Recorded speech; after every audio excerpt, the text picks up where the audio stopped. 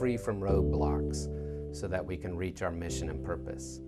And that mission and purpose, of course, is to be a profitable, sustainable communications company that positively impacts lives both today and in the future.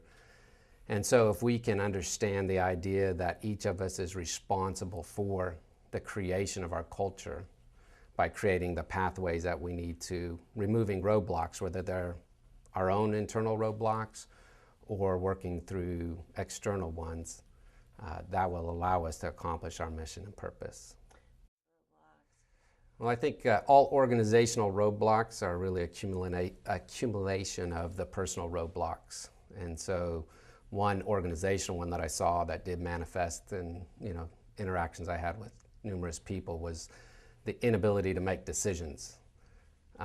It was the paralysis by analysis, which is inherent in an engineering company, where we have to get more and more data, and then we have to mull over and get more and more data and mull over it, and then finally make a decision. And so some of the roadblocks there really relate, I believe, down to a core level of those individuals that are inadvertently tying their core identity to the effective outcome of the decisions they're trying to make.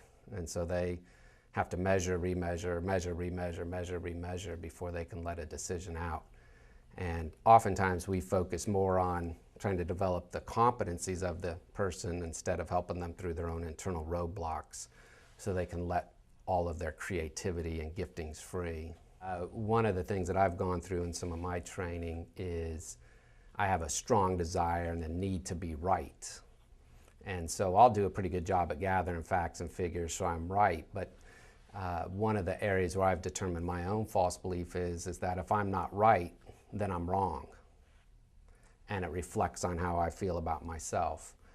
And so that would create a roadblock where I could possibly not be working effectively within a team because I have a strong desire to be right.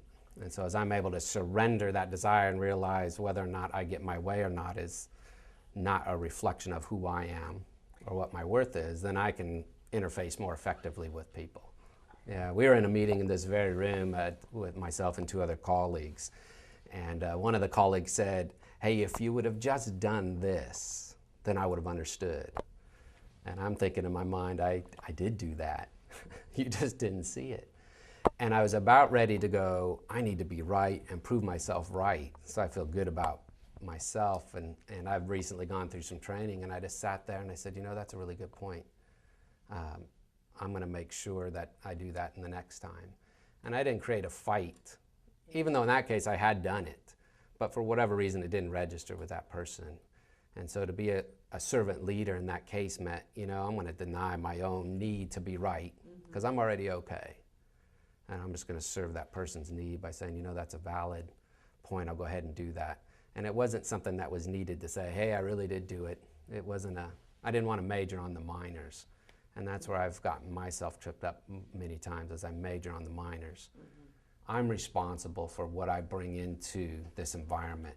And if I can remove my own roadblocks, help work through other roadblocks I'm finding with my internal customers, then I will be co-creating this culture engagement.